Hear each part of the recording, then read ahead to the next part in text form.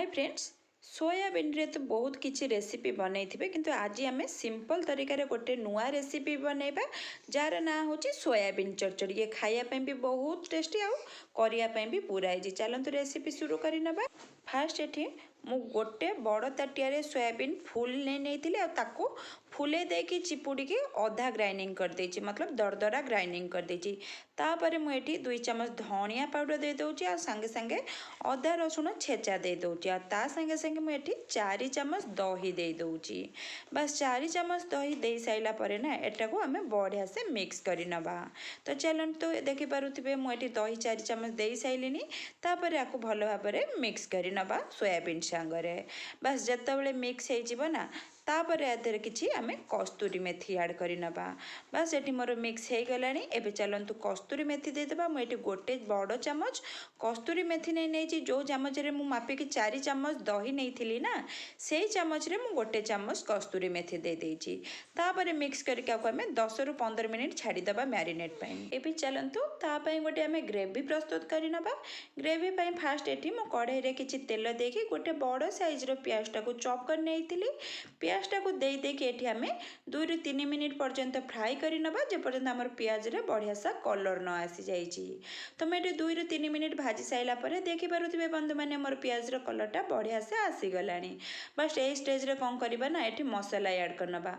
मसाला रे मुने नेछि 2टा बड़ साइज रो टमाटर, टिक्के अदा, टिक्के रसुण, हाफ चम्मच जीरा और 2टा कच्चा लंका ताको दे देकी मैं ग्राइंडिंग करके नहीं आसी। बस याकू दे साइला परे आदर किछि बेसिंग मसाला भी आमे ऐड कर नवा।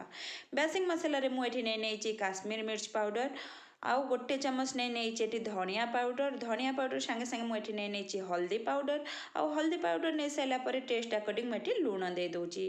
आउ जो मेन जिनसटा ना बंधु मैंने ये मीट मसला मुझे गोटे चम्मच दूची। जदि मीट मसला ना तो आपण मैंने चिकेन मसला भी ऐड करें। बस ये सबको देके एठी फिर भल भाव में मिक्स कर नवा। आ मिक्स करके मु कवर करके छाड़ी दूची जेपर्यंत आम मसलार तेल न आसी जाइछि। तो ये चलो ताको कवर कर नवा। कवर करके बंधु मैंने मेठू 5 मिनिट कुक करिछि लो फ्लेम रे। तो देखि पारुथिबे एठी हमर कलर भी बढ़िया से आसी गलानी आ तेल भी बाहरी लानी।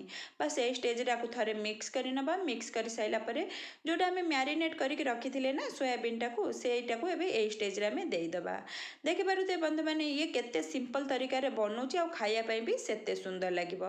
जदि बंधु मैंने वीडियोटा भल लागिबो निश्चिंत चैनल टाको सब्सक्राइब कर देबे, वीडियोटा को लाइक कर देबे और कमेंट करके निहाती बतेबे आपण मानक मो रेसिपी केमिति लागुची। पूरा इजी रेसिपी बंधु मैंने थरे बनेकी निश्चिंत देखिबे।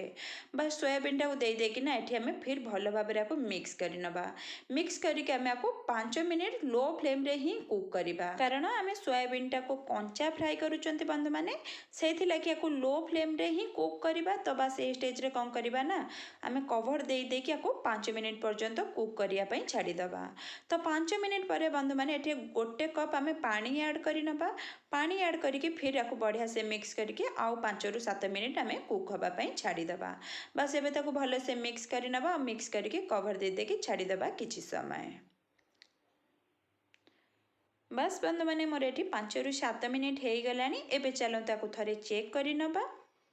तो देखि पारुथे बंधु माने एटी सोयाबीन टा भी पूरा सॉफ्ट हो गलानी आ क्वांटिटी रे बहुत कमी भी गलानी। आमर पूरा परफेक्ट सोयाबीन चरचड़ीटा बनिकी रेडी हो गलानी। बस ए स्टेज रे कौन करबा ना आमे एठी गोटे चम्मच आउ कस्तूरी मेथी ऐड करबा।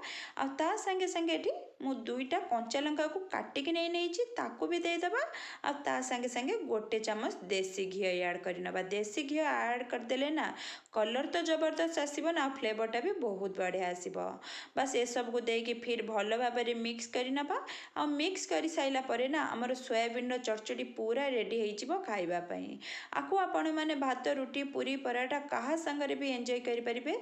सबु धेरे ये बहुत बढ़िया लागिबो। बस रहिली बंधु माने आसीबे आउ गोटे नुआ रेसिपी संगरे। से पर्यंत बाय बाय।